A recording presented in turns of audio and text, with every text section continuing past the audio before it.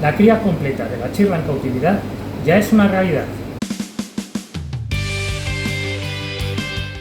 Hola, soy David Cordero, técnico superior del Grupo Cambio Global, Conservación y Genética de Especies Marinas del Instituto de Acuicultura Torre de la Sal. Y hoy vengo a contaros que en nuestro centro de investigación se ha publicado recientemente un artículo sobre la cría en cautividad de la chirla en la revista Aquaculture. Además de describir el proceso completo de cría en cautividad de la especie Camelea gallina, conocida como chirla, este estudio revela el efecto del aumento de la temperatura en la reproducción y en la supervivencia larvaria, atendiendo así al contexto de cambio climático.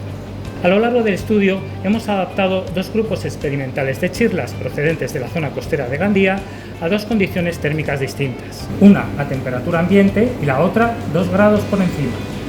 Hemos inducido su reproducción mediante choques térmicos y seguido de cerca el desarrollo de las larvas obtenidas. Para comprender mejor el efecto de la temperatura en la reproducción, evaluamos la condición sexual de los reproductores y la supervivencia larvaria mediante el recuento de las larvas, obteniendo resultados que nos revelan que las larvas procedentes de reproductores sometidos a mayor temperatura no logran sobrevivir, lo que indica que el aumento térmico del agua puede estar afectando negativamente a los bancos naturales de chirla. Además, mediante el análisis de marcadores genéticos, comprobamos que la diversidad genética de la descendencia es menor que la de sus progenitores, lo que nos alerta de la importancia de cuidar este aspecto en la repoblación para no reducir su capacidad de adaptación.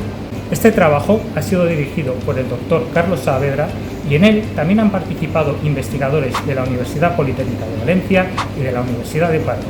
Gracias a la financiación y el apoyo de Thinking Azul, Aquaexcel 3 y la Sociedad Malacológica de Londres, seguimos avanzando hacia el futuro de la investigación marina.